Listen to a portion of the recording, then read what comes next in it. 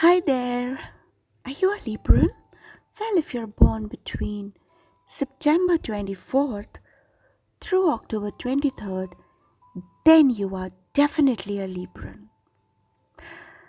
Okay, let's talk about a typical Libra man. You know, you'll get plenty of free advice from this man. He will have the perfect solution to all your problems and an answer for every question you ask.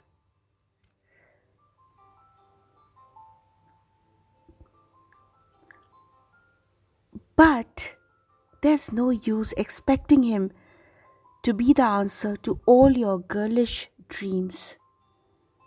He'll change some of them and argue with others. A Libra man can be as cranky as a crocodile with poison ivy, and his habit of rationalizing everything, including love, will drive you to frenzy or leave you limp with defeat. Still, I must warn you that once you're caught and enmeshed in the Libran charm, it won't be easy to break away.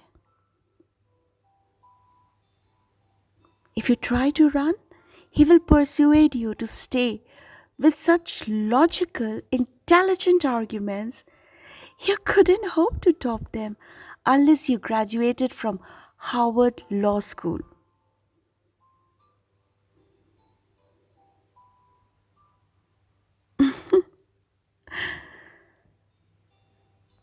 So, it will be very difficult to avoid him, especially when he will turn so sweet and gentle.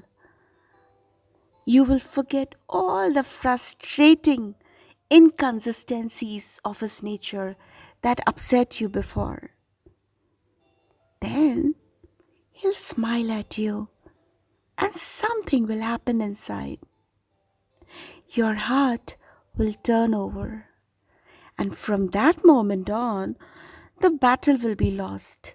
His dreams will be your dreams, and nothing will matter so much as making him happy.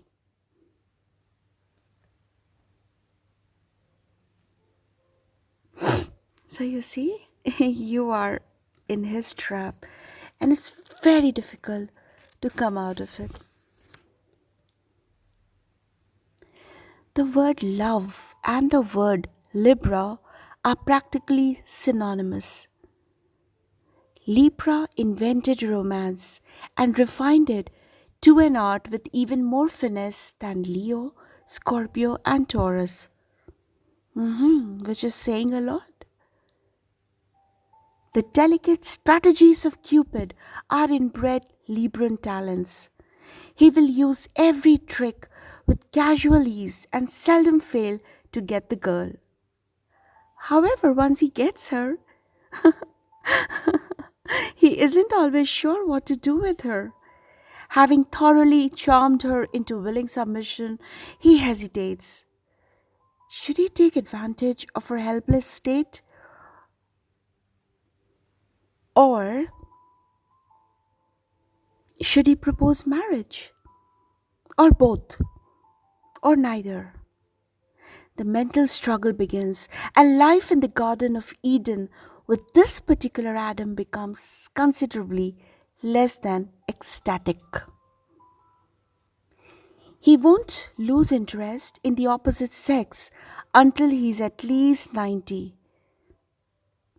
It may be purely an academic interest if he is happily married, but the subject will never bore him, even if he only speculates what it would be like to whirl each pretty girl he sees around an imaginary ballroom.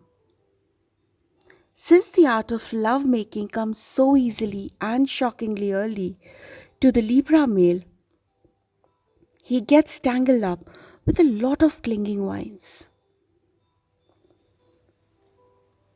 And Libra hates to hurt anyone's feeling, though he remains blissfully unaware of the damage done when he's in an argumentative mood.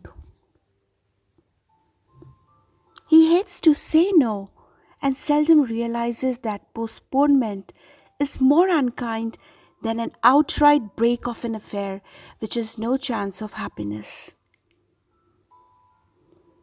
The tendency toward fickleness in Libra men can't be denied. They do tend to trifle, especially in youth. The natural Libra impulse is to size up every third or fourth woman they come across and weigh her possibilities of being the true soulmate. They often get friendship and love hopelessly confused. Surprisingly, it's not often that the Libran will suffer from a broken heart for all his dabbling and experimenting.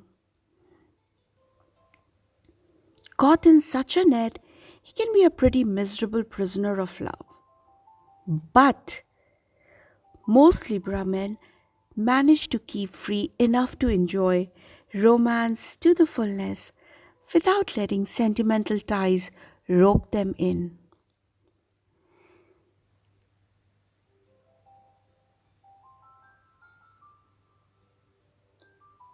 His questions aren't aimed at, you know, uncovering anyone's hidden neuroses.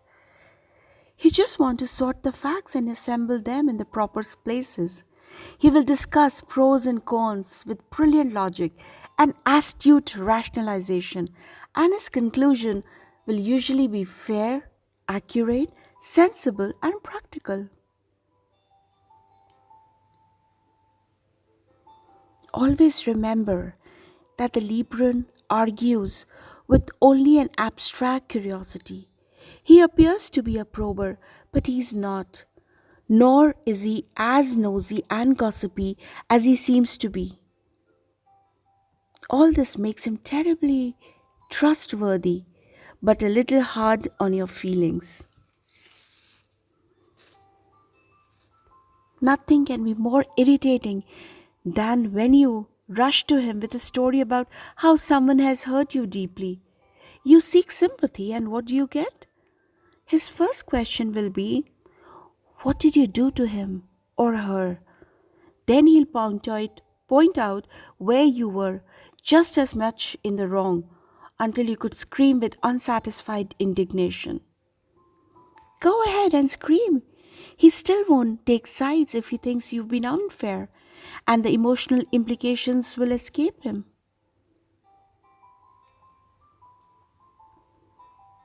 Alright, his other side. He won't be tight with the budget. On the contrary, the typical Libran has a rather lavish hand with cash. He believes in spending it on objects or activities that bring beauty or happiness. Be prepared to be a good hostess because his home will be a regular hospitality center at most any hour of the day or night. The fastest road to the disinterest that leads to divorce is a disorderly home. Keep the radio and TV sets toned down and don't let the odor of cooking penetrate his sensitive nostrils. If you must make onion soup and garlic bread, spray pine scented deodorant around until the house smells like the great northern woods. Forgetting to dust or make the beds can keep him in a constant state of emotional discord. He will retreat from the disharmony with longer and longer naps and more nights alone. And eventually there will be no communication.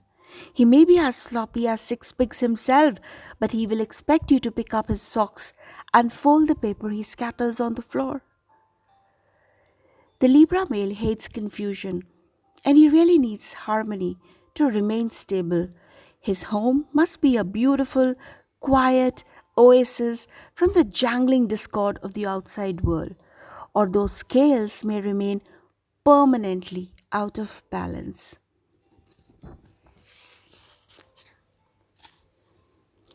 The children will always benefit from a sense of fairness. Libran fathers will exercise discipline with quiet authority, and they will try to give a logical reason for punishment which will seldom be administered in anger. One final word of astrological advice. If you are in love with a Libra man and you're sure it's meant to be, go right ahead and propose whatever it is you want to propose, including marriage. He'll be relieved that you took the initiative, but watch out for that perverse streak which causes him to let you decide, and then when it doesn't work, cheerfully point out that you made the decision, I didn't. Make sure you know what you are doing, or you'll never hear the end of it. There's only one way to even the score with him. Say, yes, I decided. If I had left it up to you, we would still be standing under that lamppost in the rain saying, I love you, and we would both got pneumonia. Or sorry, pneumonia. He will argue with you, naturally. But just before or after you bounce the teapot off his head, he will accidentally smile, and there you'll be, standing under that lamppost in the rain again, saying, I love you once more. I believe this is where I came in. Hope you enjoyed. Thank you so much for listening. Do share and subscribe.